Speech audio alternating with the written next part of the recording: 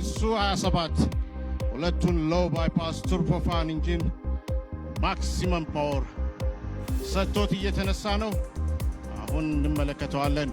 ይህ 30 ቶን የሚመዝን ብረት ኤሊት ፓይሎቶቻችን እንዴት አየር ላይ እንደሚያገለባብጡት ከአሁኗ ደቂቃ ጀምሮ ምናየው ይሆናል ማለት ነው። ቴክ ኦፍ። Ladies and gentlemen, now the time for the Su-27. Su-27.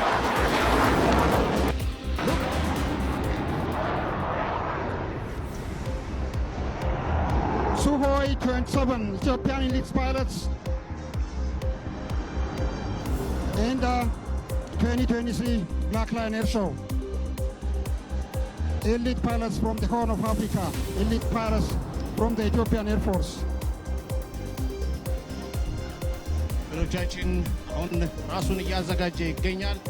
የሚቀጥለው ማኖቨር የሚያሳየን ቅድም እንዳልኳችሁ የተዋጊ ጀት አውሮፕላን ፐርፎርማንስ መለኪያ ከሆኑት አንዱ እጅግ በጣም ሎ ስፒድ እና በጣም አጭር ከፍታ ይዞ ከመሬት 100 ሜትር በመያዝ በመኪና ስፒድ በ240 ኪሎ ሜትር ፐር አወር ወደኛ ሲጠጋ እናሳያቸዋለን። ተመለከታለን።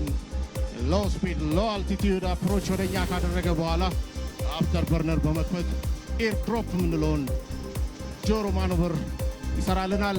ከዛ በፊት በዚሁ በያዘው ስፒድ በ240 ኪሎ ሜትር ምናልባትም አንዳንዶቻችን በፍጥነት በፈጣን መንገድ ላይ የምንይዘውን ስፒድ ይዞ ነው አሁን ወደኛ አፕሮች እያደረገ ያለው። ያን ካለፈ በኋላ አፍተር በርነር በመክፈት ሌፍት ራይት ተርን የሚያደርግልን ይሆናል። ስፒዱን በመጠኑ በመጨመር ወደ 350 ኪሎ ሜትር ፐር አወር ያደርሰዋል።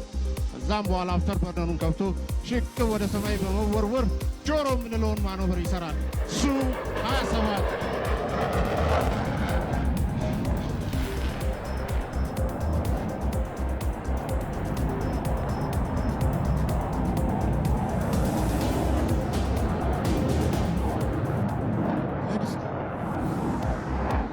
በአጭር ራዲየስ እዚሁኛው ጋር ዞሮ ነው የተመለሰው።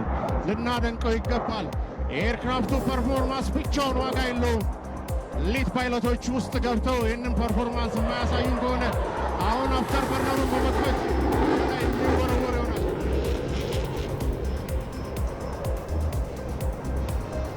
ሮል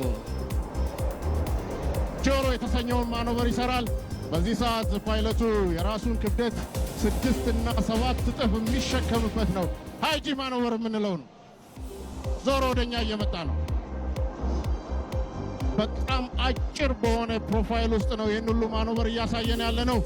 እጅግ በጣም ልናደንቀው የሚገባ አውሮፕላን ነው።